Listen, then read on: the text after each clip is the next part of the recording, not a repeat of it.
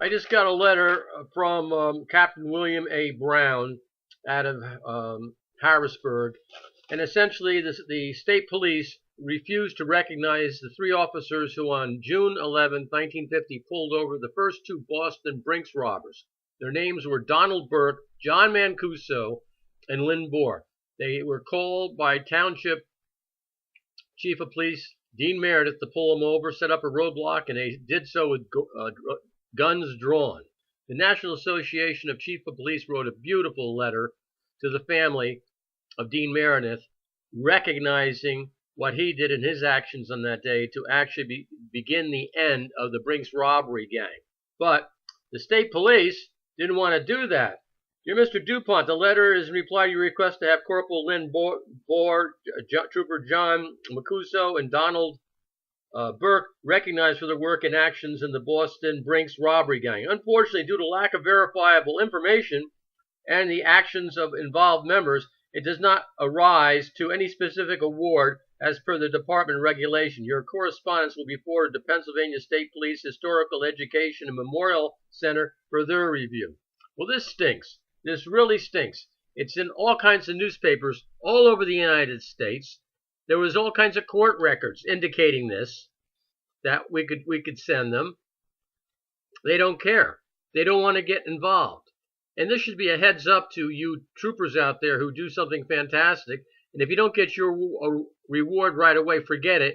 Your heirs won't see it. Your kids won't see it. No one will see it.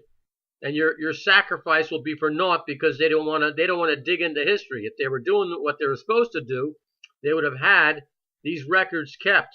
But unfortunately, them, like the FBI, have destroyed the records regarding the Brinks robbery. So it's not these three men's fault that they are not going to be honored in any ways, any such way. Hopefully, the Historical Society will have a footnote in their history, because this is the most important work the Pennsylvania State Police have ever done by actually thwarting the highest profile criminals in the United States history. It was the crime of the century. Do you understand? These three men were involved in helping to solve the crime of the century.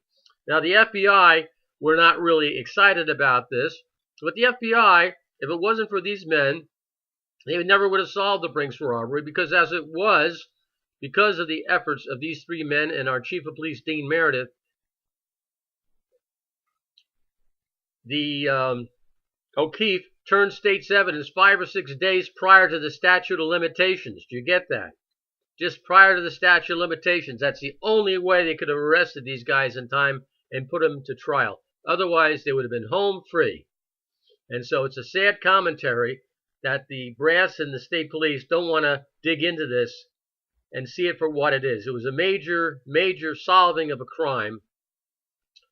And the state police don't give a damn about the past work of their wonderful men that defend us and risk their lives on our behalf. So that should be a lesson to all of you folks out there. It hasn't changed.